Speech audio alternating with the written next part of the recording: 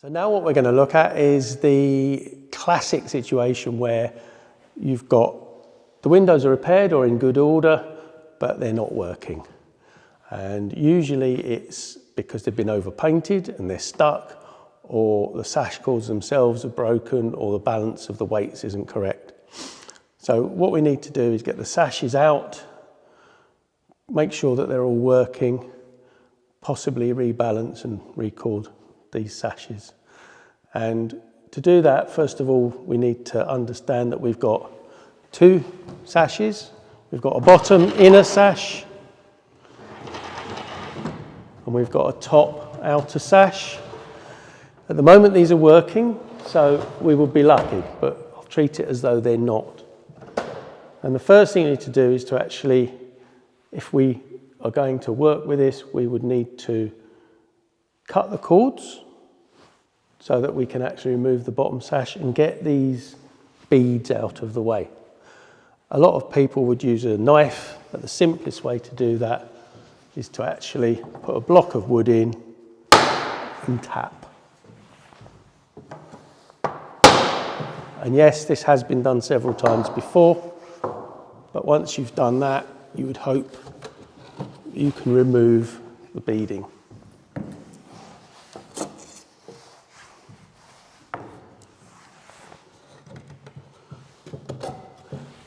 The top bead can stay. We don't need the top bead removing, and quite often that is the only piece left that is an indicator of the original beads. If they've been replaced, that one doesn't actually need to be removed. What we would then do is, depending on how you want to do it, and I am cheating because I'm going to be able to get my arms around where there would be a wall, is to cut the cords and remove the weights.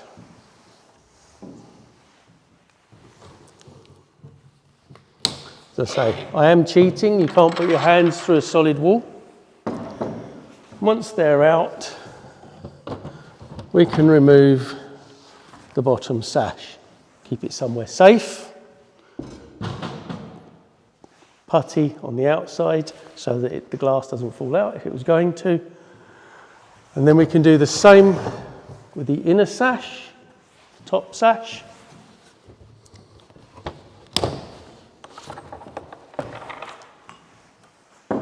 We could mark these weights so that we remember exactly where they go, but that might not be necessary.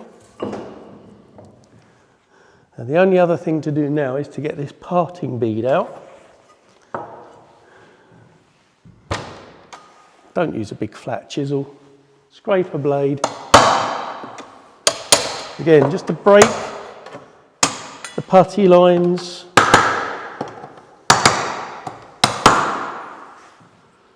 And with a bit of luck,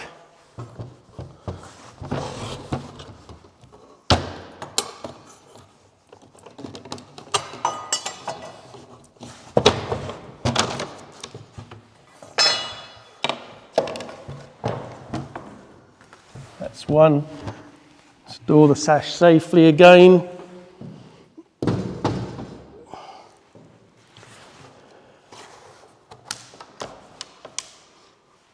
And now we've got all the beads out.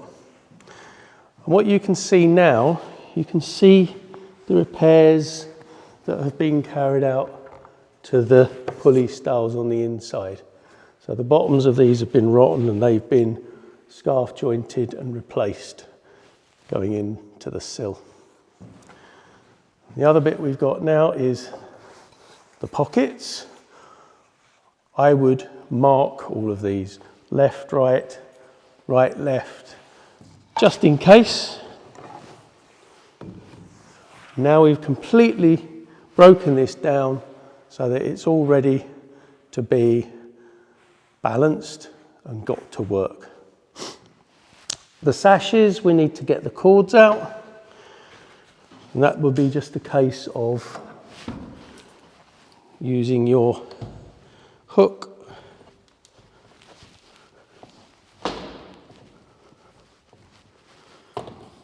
I'm not going to do all of them, but that would get what's left of the sash cords out so that these are clean and ready to go. The other thing that we would do is clean off any large deposits of paint. We clean those off where the sashes run and where the beads are going to go. We don't need to clean all the paint off, we just need to get it back, loose paint sanded off, tied it up so that there's no big lumps of paint stopping it moving. Once we're in this position, do these work? Do the axle pulleys work? We've had to replace one on here. The others, it would just be a case of applying some sort of thin oil, something like a WD-40, although other brands are available, just to get these working freely. They might need some scraping to do that, but they don't often break. The pins don't often wear out, but if they do, we would replace them. As I say, we've had to do one on here. So we're all good to go. This is all ready to go. All we need to do now is re-cord, re-weight, rebalance. To do that, we need to know the weight of these sashes. So whether you use digital scales or a spring balance, and you can weigh them. And what does that say? 11 pounds. If that weighs 11 pounds, and most of the weight is the glass, by the way. If that weighs 11 pounds, we've got a weight on each side, which is 5.5. Now this is the bottom sash. Now the sash, because it sits at the bottom in its resting place, this needs to be slightly heavier than the weights. So £1, £1.5 would be perfect for this. So you would want 2 weights totaling 10 pounds, so that's 5 pounds each. And again, you weigh the weights. They have got it written on them. They have got, in this instance, say 6 on there. Don't trust it. Weigh them as well, weigh them as a pair, and we would want, say for this one, we would want about 10 pounds. So it's, the bottom sash is slightly heavier. The top sash, its resting place is up there, so we want the weight slightly heavier. Now I know that this again is 11 pounds, because I've written on it, I've weighed this before. So we would want the weights to total a bit more, 12, maybe 13 pounds, 6.5 or 6 each. And that's what we just saw, they were the top sash. If the weights aren't marrying up and we need more weight, we can add on extra weights. You can buy these in half, 1s, 2 pounds, or you can make your own, or you can actually buy lengths and cut them. And then you just add those on. The perfect way, the better way, is to have the weights the correct weight. So we've done that, we know what the weights are, we know they're correct. The next thing is the sash cords themselves. This is the top sash. The sash cord, once it's in this groove, is just going to be held in with clout nails, and they end here. If I mark that on here, which I've done, that line is equivalent to here. So I know that once the weights are in place, the sash cord will end there with this in its resting place. So now what I need to do is actually run the sash cord back over the pulleys, ready for cutting them to length and putting the weights on. Now we're looking at the sash cord that we're going to use. They come in different sizes. This is a 3. They are metric sizes now as well. They're 5, 6, 8 millimeters. But the original sizes, I'm guessing, went from 1, because this is a 3. And it's the size appropriate to the weight and to the size of the actual pulley. And then what we'll do is we will just attach the sash cord to my mouse.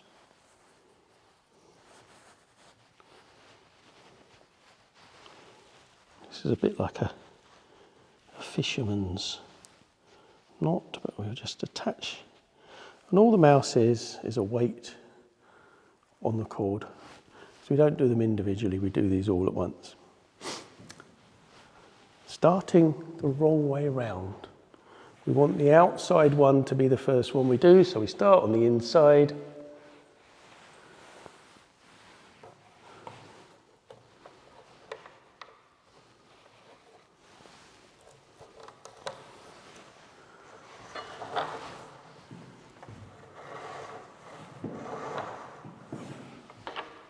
Mouse over the pulley, making sure it doesn't jump off the pulley.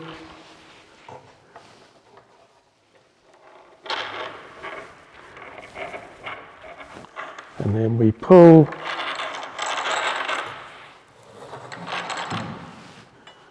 And then the next one will go onto the outside, the top sash.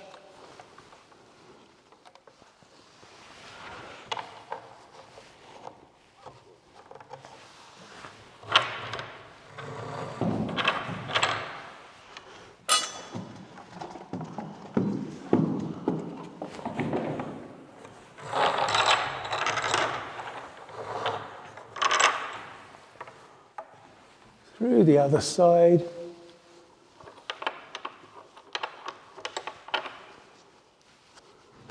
Just the weight of the mouse.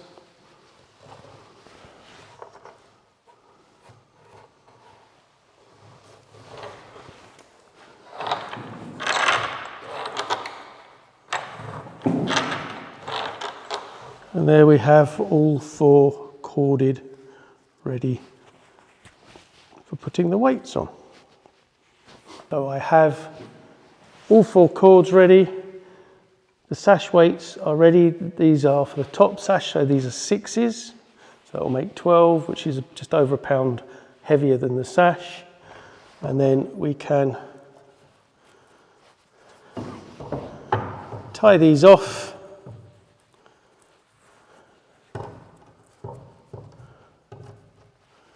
A nice double knot.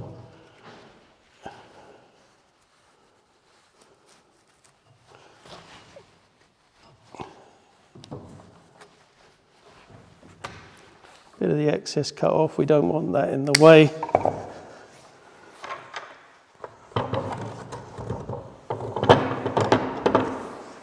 And we've got our first weight attached and running smoothly. As I say, I've marked where, if the sash is at the top, the weight's at the bottom for the top sash, and I know it ends where my thumb is. But if that cord stretches, the weight will hit the bottom, it'll bottom out. So I need to just have it 50 or 60 mil shorter.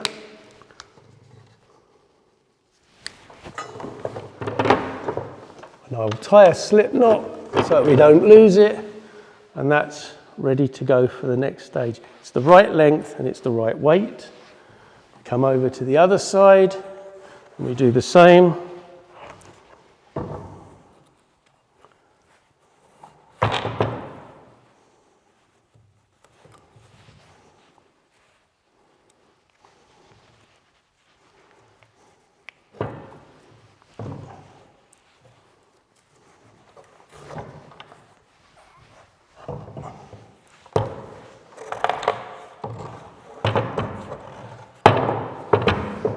By the way, round weights work better than square ones because they can spin within the box. You normally wouldn't see all this, it would be behind the masonry, behind the box, and you wouldn't see it. But as the cord goes up and down, the weights do tend to spin. Square ones can get stuck. So again, drop it to the bottom, allow 50 or 60 millimeters. It's the same length as the other side. You need both cords to be the same length. You need both weights to be the same, otherwise it won't run smoothly. And there we have it ready for the top sash. I'm not going to do the bottom sash, I'm just going to do the top one, so we'll get rid of this.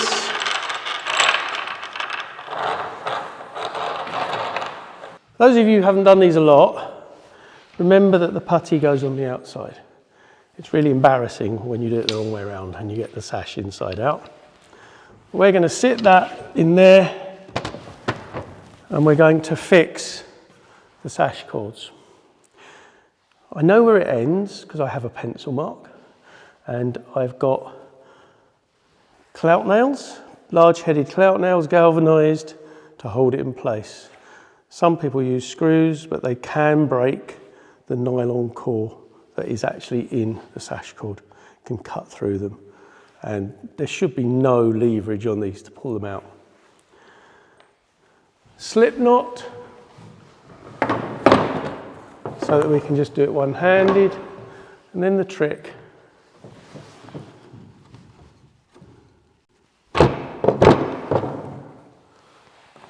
It'll just stay there. You don't need two people. You don't need two hands.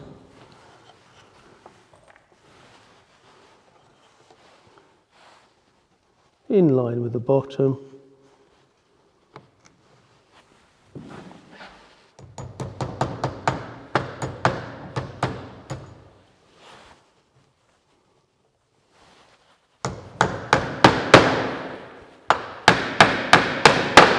Those of you who wondered why carpenters have cross-pane hammers.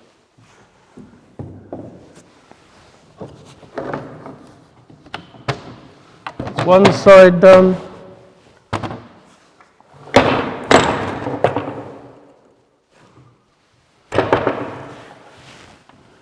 Make sure the clout nails are not too long. We don't want them going through the wood and hitting the glass, because that would be self-defeating. As you can see, the sash will sit there on its own.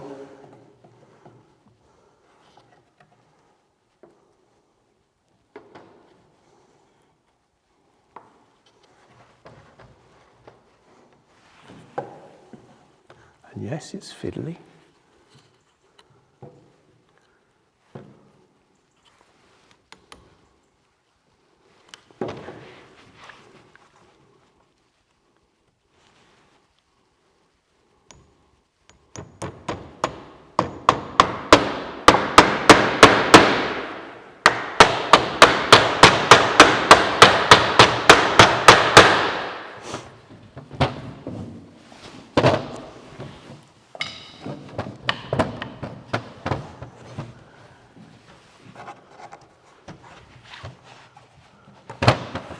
Now the moment of truth.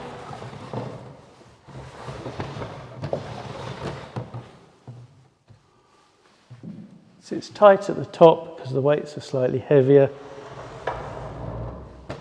Runs quite well. Now it needs two more pins, two more nails in each side. I would always put 3 in each side. Once that's done, your top sash is finished. We would then put the pockets back in place. We then put the parting beads back in place.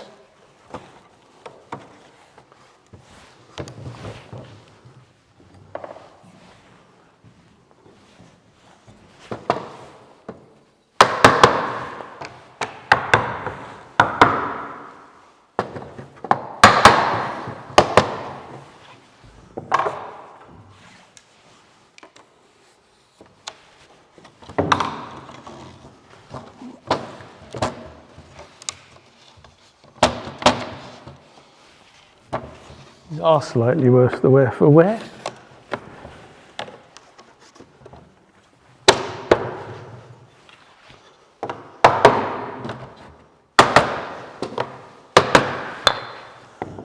And then we would do the bottom sash, exactly the same process, except we actually want the weights, the cord for the weights to be longer, because otherwise it would catch on the pulley.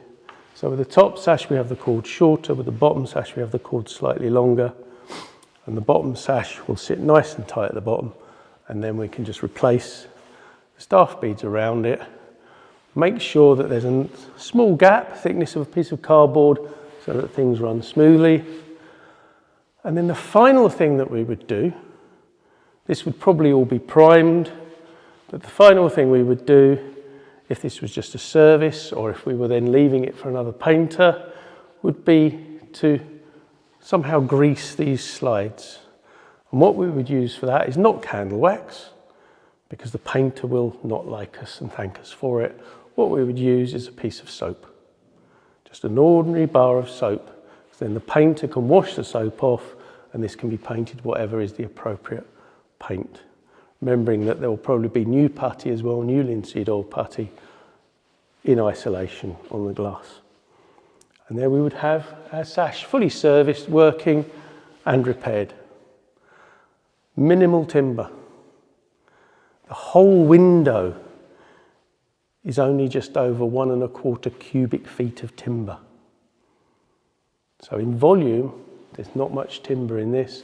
We've got 4 pulleys, we've got panes of glass, which as I've already mentioned before, they could be historic glass, and we've saved 90% of a historic window. And yes, that might take 2 or 3 days, but that repair done well, like this, should last another, well, if it's repainted and maintained every 5 to 10 years, this should last another 100 years.